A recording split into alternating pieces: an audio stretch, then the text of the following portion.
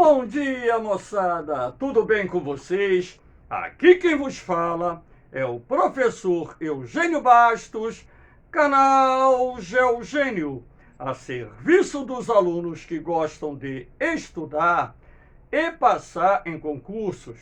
Moçada, vamos fortalecer o canal, se inscrevam no canal, dê aquele like e ajude o professor Eugênio Bastos a democratizar o ensino da geografia, compartilhando essa aula com seus amigos, nas suas redes sociais, enfim. Moçada, no nosso encontro de hoje, iremos falar sobre as sanções impostas pela União Europeia, pelo Reino Unido, pelos Estados Unidos e outros países à Rússia. Sanções estas derivadas da guerra travada pela Rússia contra a Ucrânia. Então, espero que vocês gostem desse nosso encontro. Havendo qualquer dúvida, faça sua pergunta lá na parte dos comentários, que eu terei a máxima satisfação de respondê-la. Então, vamos lá, moçada. Aqui nós temos, para iniciar o nosso encontro, a Rússia, com as cores da sua bandeira. Aqui, do outro lado, o símbolo da União Europeia. E aqui, com punhos cerrados, representando de um lado a União Europeia e do outro lado a Rússia. Inicialmente, nós vamos ver algumas das mais importantes sanções econômicas impostas pela União Europeia à Rússia, como forma de tentar conter essa guerra que já se arrasta por alguns dias entre a Rússia e a Ucrânia. Aqui nós temos as principais sanções: a exclusão do financiamento de bancos estatais e do Alfa Bank, maior banco privado da Rússia, do sistema financeiro europeu. Então, essa medida tem como finalidade atingir o sistema financeiro russo de forma a tentar conter a guerra, ou seja, através, vamos dizer, da asfixia econômica, levar o setor empresarial e até mesmo setores do governo russo a entenderem que tais medidas poderiam ser prejudiciais à economia russa. Olha o que eu estou dizendo, poderiam ser, não necessariamente serão, até mesmo porque nós já tivemos sanções econômicas impostas contra a Rússia após a anexação da Península da Crimeia em 2014, que não surtiram os efeitos desejados. Aqui nós temos o fechamento do espaço aéreo para qualquer avião russo. Ora, essa medida vai prejudicar terrivelmente as empresas aéreas da Rússia. Isso aí, com certeza, é uma medida que impacta um dos setores da economia da Federação Russa. Proibição da mídia russa, Russia Today, Sputnik e suas subsidiárias de atuar na Europa. Essas mídias são acusadas pelos governos dos países que compõem a União Europeia de difundirem fake news, mentiras, como forma de enganar a população ou as pessoas que seguem essas mídias nas redes sociais. Sendo assim, a proibição da atuação dessas mídias dentro da União Europeia tem como objetivo central evitar essa propagação das fakes, até mesmo porque toda guerra, independentemente do lado que você esteja, vai propagar informações que nem sempre condizem com a verdade. Então, a mentira é uma das armas utilizadas pela guerra, ou até mesmo para preparar o espírito das pessoas a aceitarem um conflito armado entre países. Aqui você tem banir a venda de aeronaves, equipamentos, peças, semicondutores, além de limitar o acesso a tecnologias essenciais para a Rússia. No primeiro momento, isso de fato pode acontecer. Agora, há de se destacar que parte de tudo aquilo que for proibido de ser negociado com empresas russas ou com o governo russo, de certa forma, existem as válvulas de escape, ou seja, a intermediação da compra por outros países, vamos dizer assim, que vão utilizar essas compras de fachada para manter o fornecimento à Rússia e também buscar parceiros como a China, que é um país que hoje tem um parque industrial bastante avançado e que domina inúmeras tecnologias, de suprir, de repente, aquilo que a Rússia precisa em determinados segmentos considerados essenciais para as suas indústrias, para o seu desenvolvimento tecnológico, enfim. Exclusão dos bancos estatais e bancos privados russos do sistema financeiro SWIFT, que é um sistema que responde por boa parte das transações financeiras, o fluxo de capitais entre bancos, entre países. Então, essa, na minha concepção, é uma medida que pode ter um impacto de curto prazo à economia russa e afetar, inclusive, as importações, as exportações russas, num primeiro momento. Agora, nós sabemos que o governo russo ele vem se preparando para enfrentar essas sanções desde 2014, ou seja, há 8 anos praticamente que o governo russo ele foi adequando a sua economia para evitar que sanções econômicas procedentes do Ocidente pudessem atingir a sua economia de forma a estrangular e conter a expansão econômica daquele país. Assim como as sanções econômicas de 2014 não surtiram os efeitos desejados, acredito eu que essas sanções econômicas que estão sendo impostas pela União Europeia, pelo Reino Unido, pelos Estados Unidos e outros países, também terão, no máximo, um efeito de curto prazo sobre a economia da Rússia. Aqui nós temos algumas das sanções econômicas impostas pelo governo norte-americano à Rússia. Então vamos lá. Limitar a capacidade russa de fazer transações em dólar. Ora, isso aí vai ter um pequeno efeito na economia russa, até mesmo porque boa parte dos ativos russos hoje já não são mais em dólar.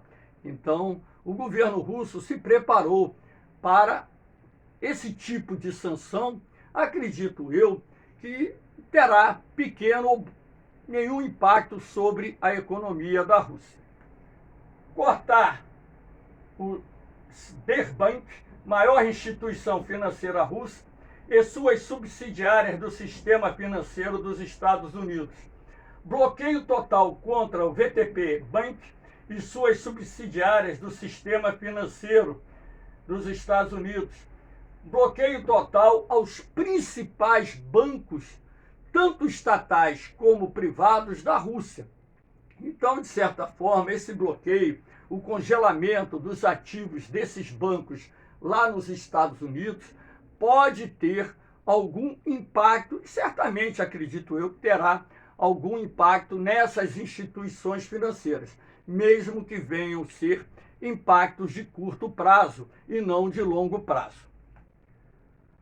Proibir 13 grandes empresas estatais russas de levantar dinheiro no mercado financeiro dos Estados Unidos. Ora, essa proibição pode gerar algum impacto? Acredito que não. Essas empresas poderão buscar, por exemplo, a China para poder levantar esse capital, até mesmo porque as reservas cambiais da China hoje estão aí beirando aí a casa dos 2 trilhões de dólares, se não for superior a isso.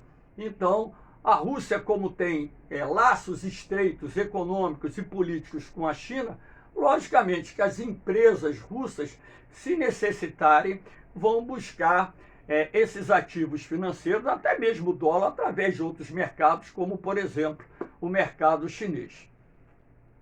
Sanções às elites russas e familiares acusadas de financiar os rebeldes ucranianos e a guerra, também através do congelamento dos ativos dessas pessoas nas instituições financeiras norte-americanas. O mesmo tem sido feito pelas instituições financeiras sediadas na União Europeia, no Canadá, no Reino Unido, enfim, de forma a atingir essas famílias de bilionários russos que têm sido acusadas de financiarem os movimentos separatistas na Ucrânia, em Donetsk e Luhansk, e também financiar a guerra contra a Ucrânia. Essas medidas contra essas empresas podem surtir efeito? Sim, surtirão efeito, mas aquilo que eu disse, serão efeitos de curto prazo, até mesmo porque se a guerra chegar ao fim, todo mundo torce para que isso aconteça o mais breve possível,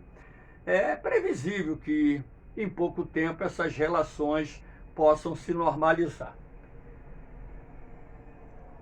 Aqui nós temos algumas das sanções que o Reino Unido tem imposto à Rússia. Exclusão dos bancos russos do sistema financeiro do Reino Unido, medida similar adotada pelos países da União Europeia e também pelos Estados Unidos. Restrições ao comércio externo com a Rússia, inclusive proibindo a exportação de determinados produtos nas áreas tecnológica, eletrônica, telecomunicações, aeroespacial, ou seja, produtos de alta tecnologia que são importantes para determinados segmentos das indústrias soviéticas, como forma de atingir esses setores. Congelamento dos ativos dos maiores bancos, empresas russas nas instituições financeiras do Reino Unido, assim como também daquelas pessoas mais ricas da Rússia, como forma de exercer um tipo de pressão ao então presidente Vladimir Putin para que ele pare com essa agressão à Ucrânia.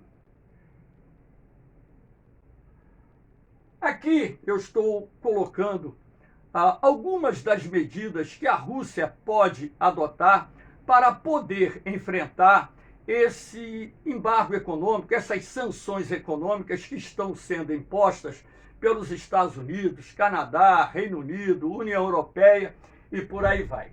A Rússia conta com reservas internacionais de cerca de 630 bilhões de dólares.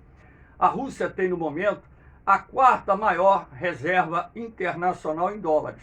Sendo assim, podemos afirmar que a economia russa ela tem uma âncora que sustenta um momento de eventual sanções econômicas e, de certa forma, as medidas adotadas pela União Europeia, pelos Estados Unidos, Canadá, Reino Unido, terão pouco efeito ou nenhum efeito sobre a economia russa, de acordo com aquilo que afirma alguns analistas. Apenas 16% das divisas russas são mantidas em dólar.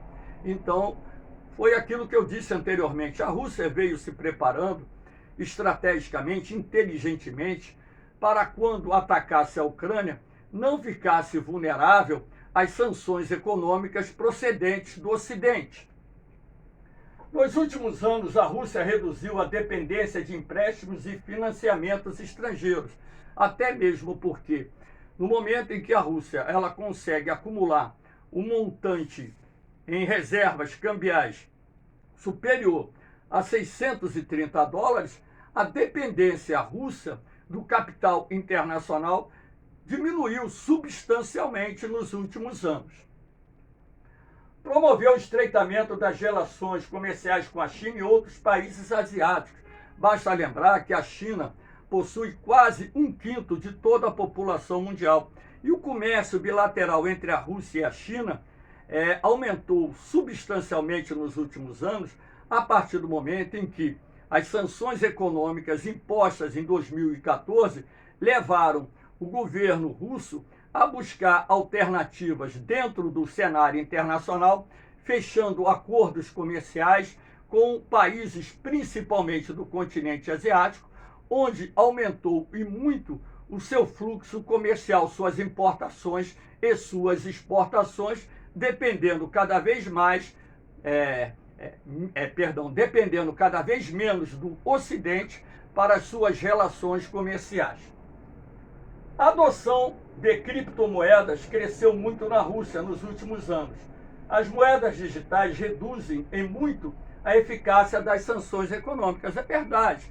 Então, isso já era previsto, inclusive, por analistas do setor financeiro, que as sanções econômicas teriam pouca eficácia a partir do momento em que essas moedas digitais passassem a fazer parte de um componente significativo das transações exercidas pela Rússia, como está acontecendo. Então, tal estratégia desenvolvida pelo governo russo mostra sua eficácia, sua eficiência para reduzir os efeitos das sanções econômicas impostas pelo Ocidente. Sendo assim, a gente pode considerar que essas sanções elas não vão ter uma eficácia abrangente, serão sanções que, de repente, irão atingir segmentos da economia russa sem provocar grandes perdas para a economia daquele país. Agora, o isolamento da Rússia dentro do cenário internacional está crescendo, está se transformando num problema que poderá, de fato, a médio e longo prazo, criar algum problema para o país. Inclusive, o ministro das Relações Exteriores da Rússia chegou a falar que já estava na hora da Rússia fechar as suas representações diplomáticas em vários países, sobretudo aqueles que estão aplicando sanções à Rússia, e colocar cadeados, ou seja, partindo para uma retórica de isolamento político, como na época da União Soviética, quando então você tinha um mundo bipolar dividido entre capitalismo e socialismo, e a União Soviética vivia praticamente isolada, tendo apenas aquela esfera de influência dentro dos países que adotavam o socialismo. Aqui nós temos a Rússia coloca em prontidão máxima o seu arsenal nuclear. Essa medida adotada pelo presidente Vladimir Putin nesse último final de semana, hoje a aula está sendo gravada no dia 28 de fevereiro, tem como objetivo ameaçar a OTAN, os Estados Unidos, de uma ação militar com o emprego de armas de destruição em massa, que eu acredito eu particularmente, que ele não ordenaria um ataque nuclear, mas como a OTAN e os Estados Unidos anunciaram o envio de ajuda militar através do fornecimento de armas, peças de reposição, munições ao exército ucraniano, o que prolongaria a guerra, e toda guerra tem um custo. Então, essa ação do presidente Vladimir Putin tem por objetivo criar, vamos dizer assim, um pavor, um medo, que na minha concepção não se confirmaria, até mesmo porque, mesmo o arsenal nuclear norte-americano ser um pouco menor do que o russo, se contar com o arsenal nuclear da França, da Inglaterra, se considerar o poderio militar da OTAN como um todo, ele é muito maior do que o poderio militar da Rússia. Numa guerra convencional, a Rússia não venceria, e isso só traria para a Rússia uma opção: usar as armas de destruição em massa. Caso isso fosse feito, haveria uma resposta que arrasaria a Rússia, e nós, até mesmo aqui no Brasil, pagaríamos o pato. Eu acho que pouca gente iria sobreviver a uma guerra nuclear, e aqueles que sobrevivessem passariam a viver numa situação de extrema dificuldade nesse mundo, porque os cientistas preveem que uma guerra nuclear iria empurrar o planeta para uma era do gelo, gerando a extinção em massa de espécies do nosso planeta, tanto do reino animal como do reino vegetal, e poucos seriam aqueles humanos que sobreviveriam a uma guerra nuclear.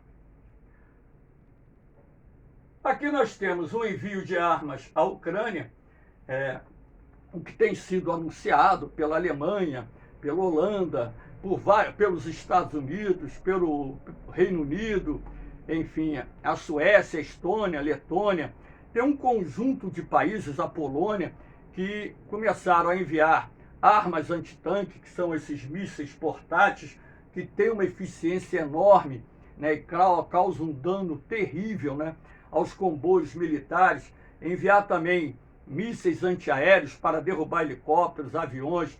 Então, cada equipamento desse de grande porte, um caça derrubado, um helicóptero derrubado, tanques destruídos, isso gera um prejuízo enorme. Toda guerra tem um custo. É o custo da vida humana, é o custo material, são as perdas, a destruição, enfim. Esse apoio dado à Ucrânia demorou um pouco, deveria ter chegado de forma mais contundente, mais cedo, apesar de que alguns países já estavam enviando armas para a Ucrânia, mesmo antes do conflito iniciar. Aqui nós temos um mapa para mostrar em rosa as áreas da Ucrânia já conquistadas pelo exército russo. Então, a Rússia pensou que seria uma guerra relâmpago, mas a resistência do exército ucraniano, muitos soldados, muitos civis estão lutando bravamente para defender o seu território contra a agressão russa. E isso, de certa forma, frustrou o presidente Putin, o alto comando militar da Rússia, que achava que essa guerra seria vencida em poucos dias. E cada dia de guerra tem um custo de milhões e milhões de dólares, fora o custo das vidas que se perdem nas zonas de conflito.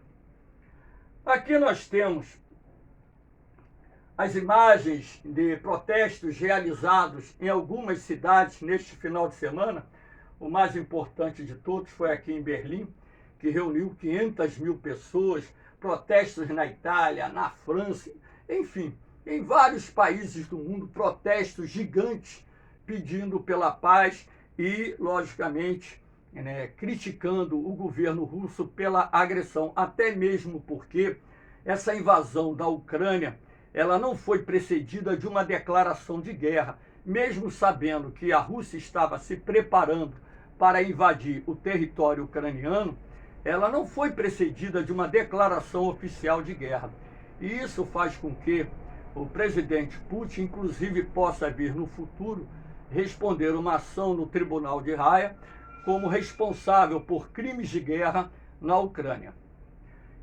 Moçada, aqui eu estou deixando meus grupos lá do Facebook, mais uma vez, onde eu disponibilizo meus PDFs, meus materiais, as provas comentadas, para vocês poderem estudar. É só acessar a área do arquivo que vocês vão achar. Eu ainda não montei o texto final do conflito com a Ucrânia, vou montar e estará disponível nos próximos dias nos grupos do vestibular e SpaceX. Espero que vocês tenham gostado do nosso encontro. Dá aquela força ao professor Eugênio Bastos, se inscrevendo no canal, compartilhando meus vídeos.